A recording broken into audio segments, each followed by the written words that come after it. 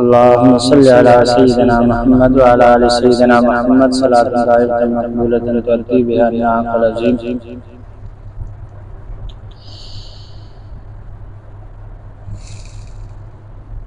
میرے دوستوں اور بزرگوں، حضرت صاحب نے ابھی جو بات کی، اسی بات کو بڑھاتے ہوئے چند باتیں میں عرض کروں گا.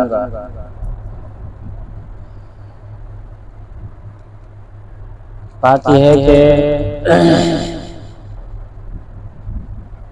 عبادت، دین یا شریعت کس کو کہتے ہیں؟ ساری شریعت، طریقت، دین، عبادت، مسلمانی کا خلاصہ اللہ اور اللہ کے بعد اللہ کے رسول کی اطاعت. نماز عبادت اس وقت بنتی ہے جب نبی کریم صلی اللہ علیہ وسلم کی اطاعت کی جائے نماز میں. نماز کا مطلب صرف یہ نہیں ہے کہ ہم اپنے آپ کو تھکائیں. اگر صرف قیام کو نماز کہہ دیا جائے، عبادت کہہ دیا جائے، یا پھر رکوع کو، یا پھر سجدے کو، یا پھر تحیات میں بیٹھنے کو، تو پھر ہمیں بھی ایسا کمال حاصل نہیں ہے. جتنے درخت آپ کو نظر آ رہے ہیں، یہ سارے کے سارے درخت قیام کر رہے ہیں. جتنے چوپائے آپ کو نظر آ رہے ہیں، یہ سارے کے سارے چوپائے رکوع کر رہے ہیں.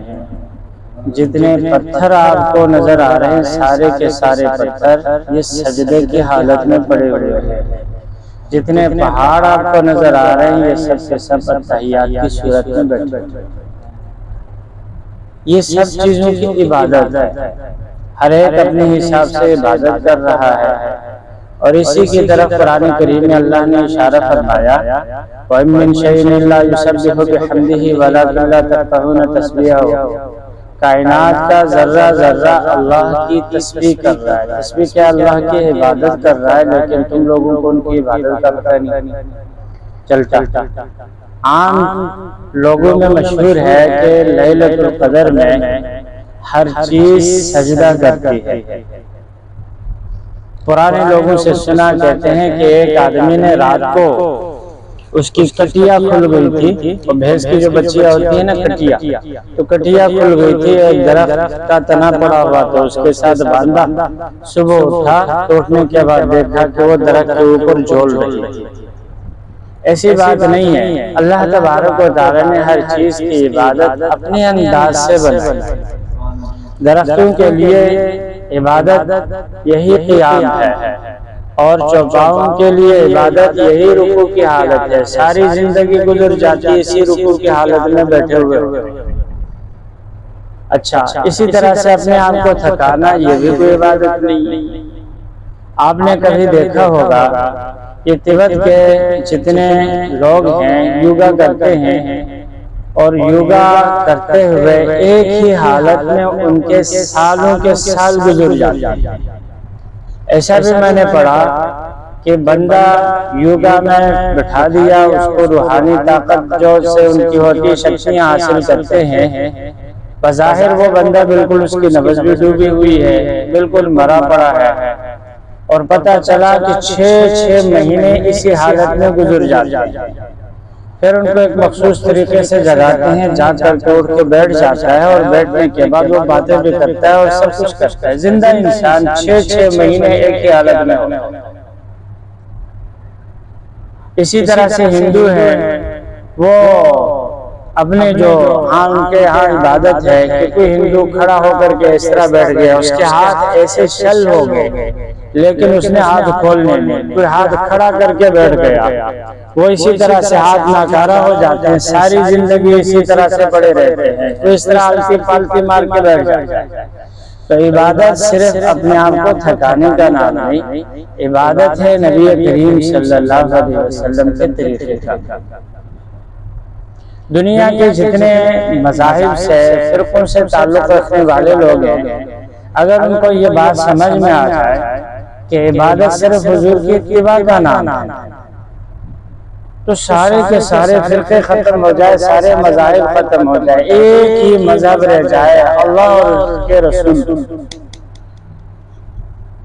ایک چیز کو دیکھ لیں، عبادت ہے، حضور صلی اللہ علیہ وسلم نے فرمایا صلو کما رأیتمونی اصلی، جیسے میں نماز پڑھتا ہوں ویسے تم نماز پڑھو۔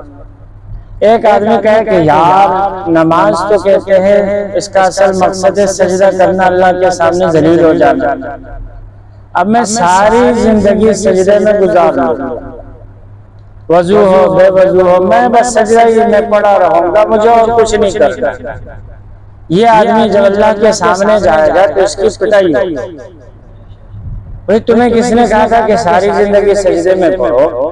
حضور صلی اللہ علیہ وسلم نے نیت بھی کی ہے، تحریمہ بھی باندھا ہے، اپنے ہاتھوں کو ناک کے نیچے بھی باندھا ہے، قیام کیا ہے، رکوع کیا، قومہ کیا، سجدہ کیا ہے، اور جلسہ کیا ہے، قاعدہ کیا ہے، سلام کہہ رہا ہے، یہ سارے کے مجموعے کا نام عبادت۔ تو عبادات کے اندر بھی اصل چیز کیا چیز ہے؟ حضور صلی اللہ علیہ وسلم کی اتباع، یعنی جو عبادت ہے وہ عبادت تب بن سکتی ہے جب نبی کریم صلی اللہ علیہ وسلم کے رنگ میں وہ رنگ جائے۔ قرآن کریم پہلے پارے کے آخر میں آپ دیکھیے، اس میں ایک آیت ہے صبغۃ اللہ ومن احسن من اللہ صبغۃ ونحن له عابدون۔ نصرانی کیا کرتے تھے؟ بپتسمہ لگاتے تھے، ان کے ہاں کوئی بچہ پیدا ہوتا تھا تو اس کو زرد رنگ میں رنگ دیتے تھے، اور رنگنے کے بعد کیا بولتے تھے؟ الآن صار نصرانیا حقا، ابھی پکا نصرانی بن گیا، ابھی پکا نصرانی بن گیا۔ کچھ لوگ ماتھے پہ اپنی عبادت کا نشان بنانے کے لیے گرم پتھر کو رگڑتے ہیں۔ ایک سے میری بات ہوئی، میں نے کہا بھائی یہ سجدہ تمہارے یہ محراب کیسے بنا؟ کہنے لگے مولوی صاحب بہت مشکل ہے، اب بنانے کی کوشش نہیں کرے۔ میں نے کہا مجھے ضرورت بھی نہیں، بتاؤ تو صحیح بنایا کیسے؟ کہنے لگے پتھر کو گرم کر لینے کے بعد رگڑتے ہیں، رگڑنے کے بعد پھر یہاں پہ ماتھے پہ نشانی بنی۔ پھر رگڑنے کی کیا بات ہے؟ ہم عبادت کرتے ہیں کس چیز کے لیے؟ اللہ۔ جب ہم عبادت اللہ کے لیے کر رہے ہیں تو اللہ ہم نشان، ہمارے ماتھے پہ نشان ہو یا نہ ہو، ہم عبادت کریں گے، اللہ تو دیکھ رہا ہے نا۔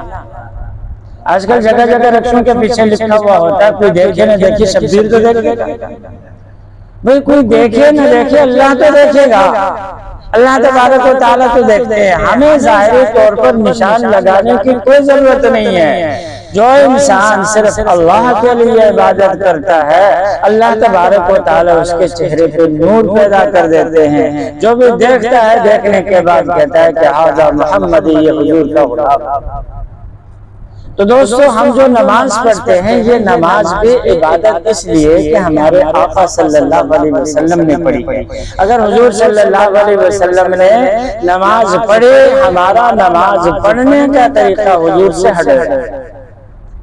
حضور صلی اللہ علیہ وسلم نے تو اس طرح نماز پڑھی، ہم بولیں کہ ہم تو صرف قیام کریں گے بھائی، ہم تو صرف رکوع کریں گے، ہم تو صرف کریں گے، ہم تو صرف سجدہ کریں گے۔ حضور نے 6 وقت نماز پڑھی ہے، 5 فرائض اور ایک تہجد کی نماز، ہم تو 7 وقت میں نماز پڑھ لیں گے۔ مکروہ اوقات کو بھی ہم شامل کریں گے، ہماری زندگی میں کوئی وقت ایسا نہ ہو جو عبادت سے خالی۔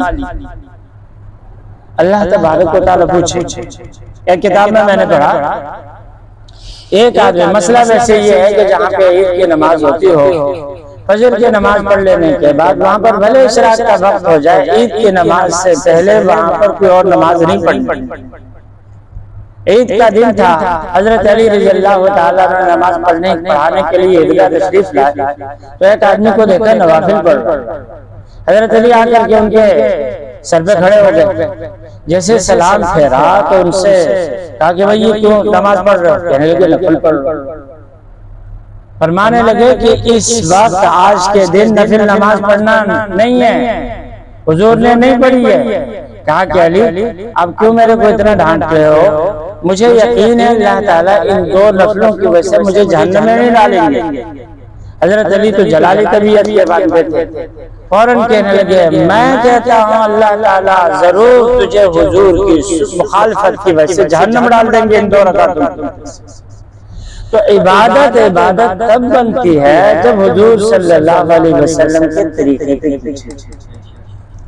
جب تک حضور صلی اللہ علیہ وسلم کا طریقہ ہماری عبادت میں نہ آئے وہ عبادت نہیں۔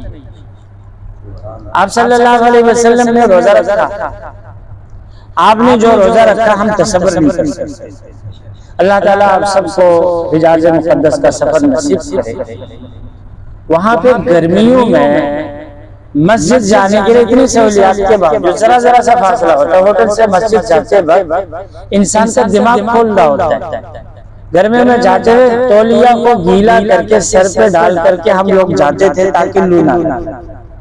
ان گرمیوں میں بھی اس زمانے میں دیکھیے نہ کوئی پنکھا تھا، یہ بجلی کا پنکھا تو چھوڑیے، ہاتھ کے پنکھے کا رواج نہیں تھا۔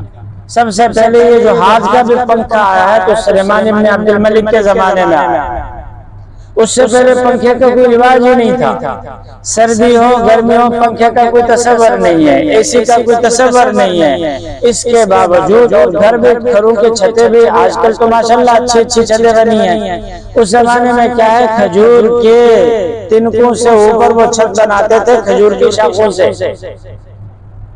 تو اس گرمی میں نبی کریم صلی اللہ علیہ وسلم نے روزے رکھے۔ رمضان کے روزے اپنی جگہ پہ، آپ صلی اللہ علیہ وسلم نے نوافل روزے بھی اتنے رکھے کہ ہم لوگ سوچ نہیں سکتے۔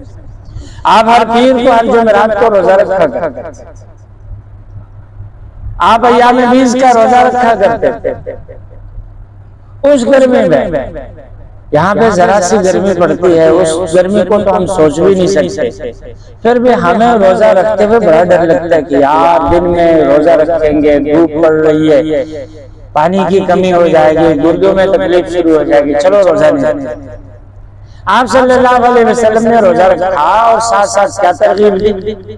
فرمایا کہ جیسے صبح صادق ہو جائے آخری رات کے آخری ٹائم تک تم لوگوں نے وہ کرنی ہے، سحری کرنی ہے، اور جیسے غروب آفتاب ہو جائے پہلے ٹائم میں آپ نے افطاری کرنی ہے۔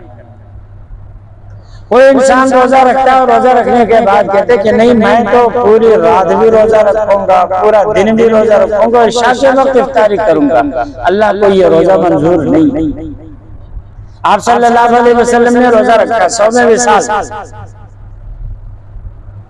صوم وصال کس کو کہتے ہیں کہ ایک روزہ رکھا پھر افطاری کے بغیر دوسرا رکھا، پھر افطاری کے بغیر تیسرا رکھا اور پھر افطاری کے بغیر چوتھا رکھا، مسلسل کھائے پیے بنا روزہ رکھا۔ آپ صلی اللہ علیہ وسلم کے بارے میں صحابہ کرام کو پتہ چلا، انہوں نے بھی روزہ رکھنا شروع کر دیا۔ اللہ اکبر اللہ اکبر۔ کچھ چیزوں میں نقل کرنا امت کے بس کی بات نہیں۔ اس میں مجھے تھوڑا سا یاد آیا، حضرت شیخ عبد القادر جیلانی رحمہ اللہ ایک دفعہ مطعم میں تشریف لے گئے جہاں پہ کھانا وانا پک رہا تھا، تو وہی بکرے کا گوشت پک رہا ہے، بہترین قسم کا سالن اور گندم کی روٹی، نرم تندوری روٹیاں پک رہی ہیں۔ وہاں آگے کہنے لگے یہ کس کے لیے پک رہا ہے؟ لوگوں نے کہا کہ یہ جو آپ کے خانقاہ میں سالکین بیٹھے ہوئے ان کے لیے پک رہا ہے۔ کہنے لگے توبہ توبہ توبہ، تم لوگ تو عیاشی میں پڑ گئے، اللہ کی معرفت ایسے حاصل ہوتی ہے؟ نبی کریم صلی اللہ علیہ وسلم سرکے کے ساتھ زیتون کے ساتھ جو کی روٹی کھاتے تھے وہ بھی بغیر چھنے آٹے کے۔ آئندہ سنت پر عمل ہوگا، کوئی بکرے کا گوشت نہیں پکے گا، کوئی گندم کی روٹی نہیں پکے گی، بس زیتون کا تیل، سرکہ اور جو کی روٹی۔ اچھا حضرت کا آرڈر جاری ہو گیا، دوسرے ٹائم سے وہی تیاری کی اور سالکین کو جب دینا شروع کر دیا، ایک دو دن کے بعد جو ذکر کا حلقہ تھا، مجلس باز تھا، وہ سارے کا سارا خالی پڑا ہوا، نہ کوئی ذاکر نظر آ رہا ہے نہ کوئی سننے والا نظر آ رہا ہے۔ پوچھا بھائی یہ لوگ کہاں چلے گئے؟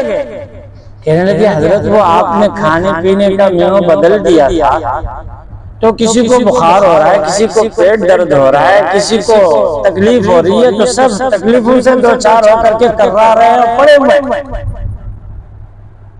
کچھ دیر سوچا، سوچنے کے بعد کہا کہ توبہ، ہم سے بڑی غلطی ہو گئی، ہمارا زمانہ کہاں، حضور کا زمانہ کہاں، ہم تو ان کی نقل بھی نہیں کر سکتے، بھائی پہلے کی طرح سے کھانا شروع کرو۔ تو صحابہ کرام نے حضور کی نقل شروع کر دی، کہاں حضور اور کہاں صحابہ کرام۔ تو دیکھا کچھ دنوں کے بعد کہ صحابہ کرام کوئی نظر آ رہا ہے، کوئی نظر نہیں آ رہا، جو بھی نظر آ رہا ہے بھائی گھرا پڑا ہے، ایسی پھیکی پھیکی رنگت۔ حضور نے پوچھا بھائی کیا ہو گیا تم لوگوں کو؟ کہنے لگے یا رسول اللہ رأینا کا سمت سوم الوصال فسمنا، اللہ کے نبی ہم نے آپ کو دیکھا کہ آپ صوم وصال رکھ رہے تھے تو ہم نے بھی آپ کی اتباع میں صوم وصال رکھنا شروع کر دیا ہے۔ ہماری کتابوں میں کتاب پڑھائی جاتی ہے نور الانوار، اس میں یہ روایت نقل ہے کہ فرمانے لگے کہ ایکم مثلی یطعمنی ربی ویسقینی، تم میں سے کون میری طرح ہو سکتا ہے، مجھے تو میرا رب کھلاتا تھا۔ یہ روحانی طاقت ہوتی تھی جو حضور صلی اللہ علیہ وسلم کو اللہ کی طرف سے ملتی تھی۔ اللہ اسی روحانی طاقت کی بنا پر نہ حضور کو کھانے کی ضرورت ہوتی نہ پینے کی ضرورت۔ ارے حضور اور صحابہ تو بہت بڑے لوگ ہیں، ہمارے دارالعلوم دیوبند کے بانی حضرت قاسم نانوتوی رحمہ اللہ کبھی کبھار جوش میں آتے فرماتے تھے کہ بھائی میں تو صرف سنت کی ادا، سنت کی پیروی کے لیے کھاتا ہوں، ورنہ اللہ کی مہربانی سے میں اگر کھاؤں پیوں نہیں تو مجھے کھانے پینے کی اب ضرورت نہیں رہی۔ تو جو انسان حضور کی اتباع کرے، اب حضور کی کامل اتباع یکدم ہم شروع کریں گے تو ایسے پڑ جائیں گے، آہستہ آہستہ آہستہ آہستہ دھیرے دھیرے حضور صلی اللہ علیہ وسلم کے طریقے کو۔ ہماری زندگیوں میں ربیع الاول ہر سال آ کر کے چلا جاتا ہے، آ کر کے چلا جاتا ہے، ہم لوگوں نے کیا سمجھ رکھا ہے، چند جھنڈیاں لگا لی، چند مرچیاں جلا لی، چند نعرے لگا لیے، بس ہم نے حضور کی محبت کا حق ادا۔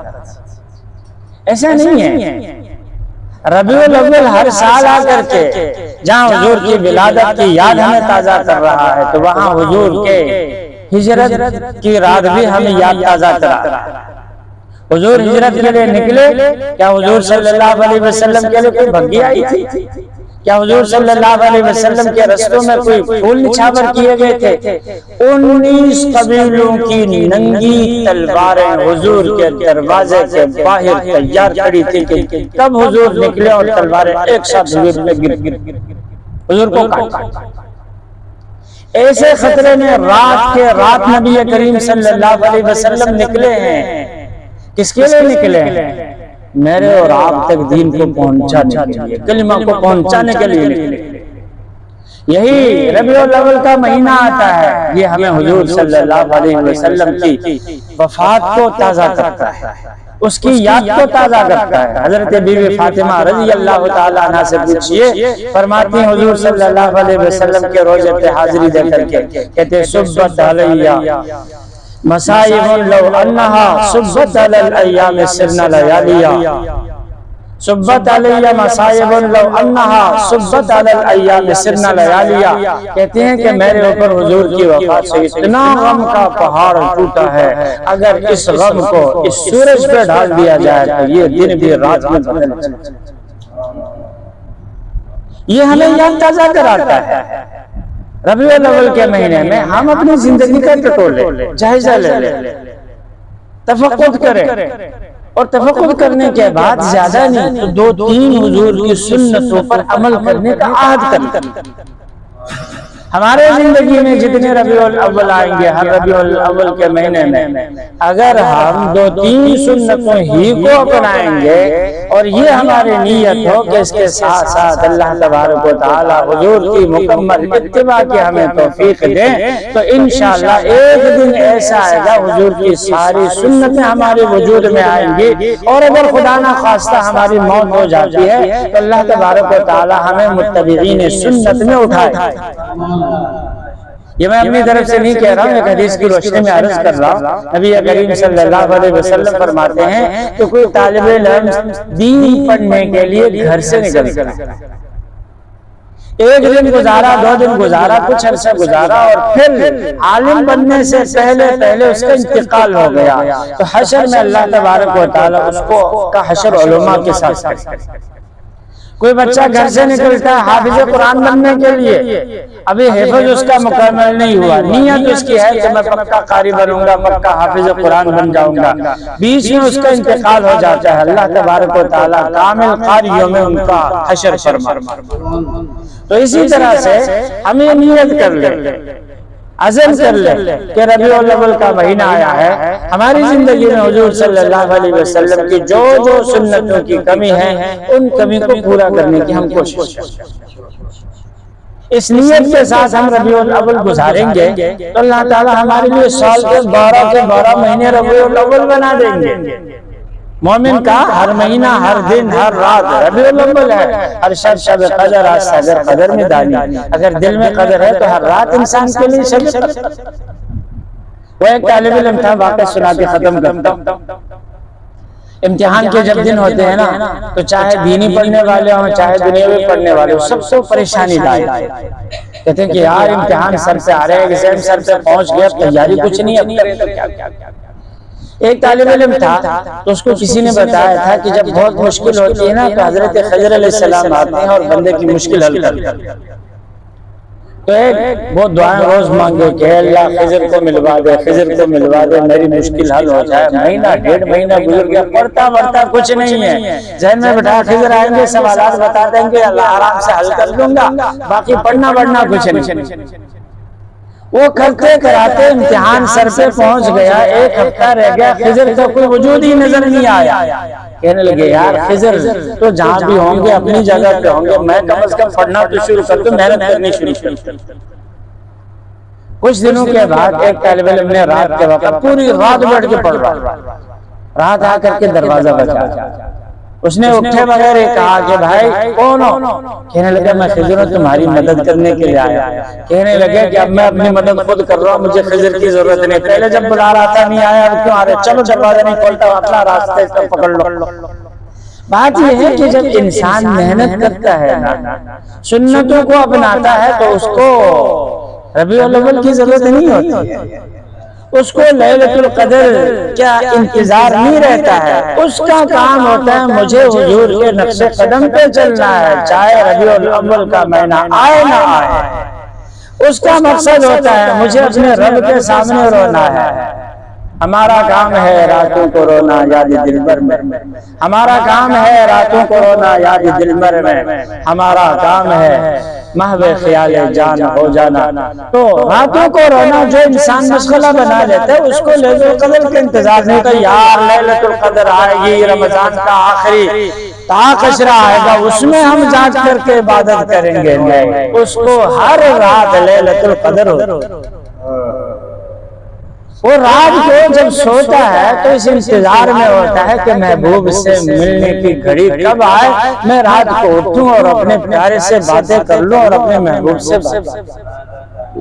حضور رات کو کھڑے ہو کر کے عبادت کرتے تھے، ہم لوگ تو ذرا کھڑے ہو جاتے ہیں، کہتے کہ یار لمبا قیام کر لیا، امام صاحب 5 منٹ سے زیادہ قیام کر لیں، نماز سے فارغ ہو کر کے ایسے پہ ہو جاتے ہیں، اور بعد میں امام صاحب سے ملیں گے، امام صاحب ذرا مہربانی کریں، پیچھے ہم بوڑھے لوگ بھی کھڑے ہوتے ہیں۔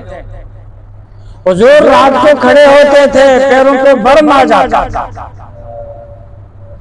حضرت عائشہ رضی اللہ تعالی عنہا کہتی ہیں یا رسول اللہ آپ اتنی مشقت کیوں اٹھاتے ہیں، آپ کے تو اگلے پچھلے گناہوں کو اللہ نے معاف کر دیا ہے۔ فرمایا یا عائشہ افلا اکون عبدا شکورا، عائشہ کیا میں اللہ کا شکر گزار بندہ؟ تو دوستو کسی کو، جس انسان کو آقا سے سچی محبت ہو، اس کو ربیع الاول کے مہینے کے آنے کا انتظار نہیں ہوتا ہے کہ مہینہ آئے گا میں جھنڈیاں لگا لوں گا، مہینہ آئے گا میں نعتیں پڑھوں گا، مہینہ آئے گا میں اگربتی جلاؤں گا، مہینہ آئے گا میں مرچیاں روشن کروں گا، مہینہ آئے گا میں نعرے لگاؤں گا۔ نہیں، 24 گھنٹے اس کا ربیع الاول ہوتا ہے، اس کی رات ربیع الاول، اس کا دن ربیع الاول۔ اس کے لیے تو آقا صلی اللہ علیہ وسلم کا ہمیشہ وجود سامنے ہوتا ہے، کہتا ہے کہ میں اپنے آقا کی کس طرح سے اتباع کر لوں تاکہ میرے اس لیے دوستو ربیع الاول کے حوالے سے یہ گزارش ہے کہ ہم کوشش کر لیں کہ اپنے آقا صلی اللہ علیہ وسلم کی وہ سنتیں جو ہمارے وجود میں نہیں ہیں، جو ہماری زندگیوں میں نہیں ہے، ان سنتوں کو زندہ کرنے کی کوشش کریں۔ ہمارے آقا صلی اللہ علیہ وسلم کا ارشاد ہے، فرمایا من احیا سنتی عند فساد امتی فلہ اجر مئۃ شہید۔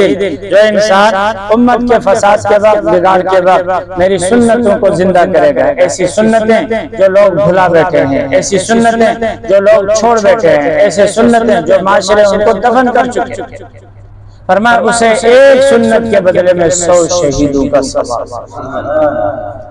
تو ہم لوگ کوشش کریں حضور کی سنتوں کو اپنے گھروں کے اندر زندہ کریں، اپنے وجود میں زندہ کریں، اپنے بچوں میں زندہ کریں۔ اللہ تبارک و تعالیٰ مجھ سے میں ہم سب کو سنتوں کی سچی اتباع نصیب فرمائے۔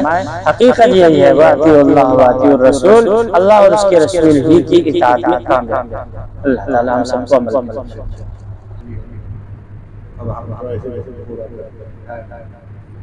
بہرحال یہ بھی اگر اللہ کے لیے ہوتا ہے تو ایسے بھی کوئی اس سے بھی کوئی چیز دنیا میں ہو اللہ